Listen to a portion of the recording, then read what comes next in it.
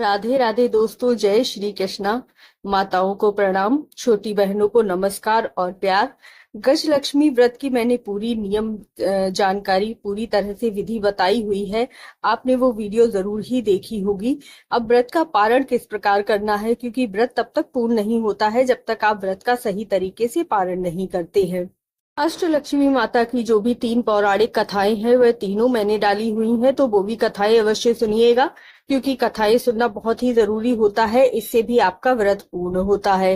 व्रत की शुरुआत 11 सितंबर से हो रही है, इसीलिए व्रत का समापन जो आश्विन मास में कृष्ण पक्ष की अष्टमी पड़ेगी उस दिन होगा। तो उस दिन तक आपको व्रत रहना है। यदि आप 16 दिन का व्रत नहीं रहना चाहते हैं तो आप 3 दिन का व्रत रख सकते हैं, 5 दिन का व्रत रख। लेकिन यदि आप शुक्रवार का दिन बीच में लेकर व्रत करते हैं तो माता रानी बहुत ही प्रसन्न होती हैं, क्योंकि शुक्रवार माता रानी का दिन है। व्रत में माता के अष्ट स्वरूपों की पूजा की जाती है। माता रानी की पूजा करने से घर में सुख और समृद्धि आती है, ऐश्वर्य आता है। आप इस व्रत को फलाहार भी कर सकते हैं। और यदि आप सेंधा नमक खाकर करते हैं तो आपको क्या क्या खाना चाहिए और क्या क्या नहीं, इसके ऊपर भी विस्तृत वीडियो डालूंगी, अवश्य ही देखिएगा। आप लोगों का थोड़ा सा भी प्यार मिलता रहता है, वीडियो में कमेंट्स आते रहते हैं तो अच्छा लगता है। तो इसीलिए वीडियो बनाने में भी बहुत मेहनत लगती है, डबल पूजा करनी पड़ती है। इसीलिए वीडियो जरूर देखिएगा और आपका अपना प्यार जरूर बनाए रखिएगा। व्रत का पारण 16वें दिन किया जाता है। 16वें दिन आपको 16 पूड़ियां बना लेनी है और उसके ऊपर 16 दीपक जला लेने हैं। आटे के दीपक बना सकते हैं, अगर नहीं बना पा रहे हैं तो मिट्टी के रख लीजिएगा, नहीं तो आटे के दीपक ज्यादा शुभ माने जाते हैं। इस तरह से माता रानी को भोग अर्पित किया जाता है। आप भोग में खीर बना सकते हैं, हलवा बना सकते हैं, जो भी बनाना चाहे। उसके पश्चात आपको माता रानी को 16 प्रकार की सुहाग की सामग्री जरूर अर्पित करनी है। अगर आप ब्लाउज का पीस खरीदें तो वो अर्पित कर सकते हैं, नहीं तो साड़ी चुनरी जैसी भी आपकी श्रद्धा हो उस तरह से आप सुहाग की सामग्री अर्पित कर सकते हैं। लेकिन 16 सामग्री अर्पित की जाती है। इसके पश्चात आपको 16 ब्राह्मणी को भोजन कराना होता है। आप भोजन में खीर, पूड़ी, हलवा आदि बना सकते हैं और उन 16 ब्राह्मणी को सुहाग की सामग्री अर्पित करनी होती है। यदि आपकी श्रद्धा इतनी नहीं बन पा रही है तो आप एक ब्राह्मणी को और एक ब्राह्मण को भी भोजन करा सकते हैं और सुहाग की चीजें अर्पित कर सकते हैं। तो इस तरह से देखिएगा, आप 16 जब कर लेंगे तो आपकी 16 सामग्री एकत्रित हो जाएंगी।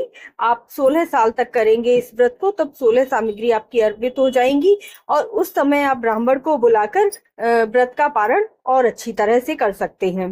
इस समय आप ब्राह्मणी को भोजन करवाइए और सुहाग की 16 सामग्री अर्पित कीजिएगा और ब्राह्मण के लिए भी आप कपड़ा और जो भी सामग्री लाना चाहें ला सकते हैं। के पश्चात जो आपने धागा रखा हुआ है जिसमें 16 गांठें लगाई हुई हैं, वह धागा आपको अपने हाथ की कलाई में बांधना है। अपने परिवार के जितने लोग हैं उनकी कलाई में बांधिएगा और माता रानी से आशीर्वाद स्वरूप उनसे प्रार्थना कीजिएगा कि मेरे घर के सभी सदस्यों की माता रानी रक्षा करे। इसके पश्चात वो धागा आपको अपनी तिजोरी में भी रखना है और अपने घर के दरवाजे में भी बांधना है। इसके पश्चात जो आपने नारियल रखा हुआ है उसे प्रसाद स्वरूप सभी को वितरित कर दीजिए और जो जल है उसे अपने घर में छिड़क कर अपने पौधों में डाल दीजिए। जो पैसे रखे हुए हैं उन्हें दान कर दीजिएगा और जो आपने चावल डाले हुए हैं उन्हें आप चिड़ियों को, पक्षियों को डाल सकते हैं। जो भी पूजा की सामग्री है उसे मिट्टी में दबा सकते हैं। एक बात ध्यान रखिएगा, आपको ब्राह्मण को, ब्राह्मणी को भोजन 16वें दिन पर करवाना है। आप प्रसाद वितरित करेंगे, उसके बाद अपने लिए प्रसाद बचाकर रख लीजिएगा, क्योंकि जब 16 दिन पूरे हो जाएंगे, सुबह कोई भी व्रत का पारण हमेशा सुबह के समय ही करना चाहिए। सुबह स्नान आदि करके माता रानी की प्रार्थना करते हुए, आरती उतारते हुए और अपनी पूजा में कुछ भी गलती हुई हो उसके लिए क्षमा मांगते हुए माता रानी से कहना है कि माता रानी, मैंने आपकी पूजा पूरे सच्चे मन से की है, आप मेरी पूजा को स्वीकार कीजिए, मुझे अपना आशीर्वाद दीजिए और आप यहाँ से प्रस्थान कीजिए। इस तरह से बोलते हुए माता रानी की चौकी को थोड़ा सा सरका देना है और जो आपने कलश रखा है उसे भी थोड़ा सा सरका दीजिएगा। जो आपने माता रानी के लिए पहले दिन पर सुहाग की सामग्री चढ़ाई थी, उस सुहाग की सामग्री को आप अपने प्रयोग में ले लीजिए और थोड़ी सी सामग्री दान भी कर सकते हैं। जो भी आपने पैसे चढ़ाए हुए हैं उन्हें भी दान कर दीजिएगा। इस प्रकार से माता रानी का व्रत का पारण करते हुए आपको जो भी आपने भोग बनाया था उसे खा सकते हैं। अगर आपने भोग बचाकर नहीं रखा हुआ है तो सुबह कुछ भी सात्विक भोजन बनाकर अपने व्रत को खोलना है।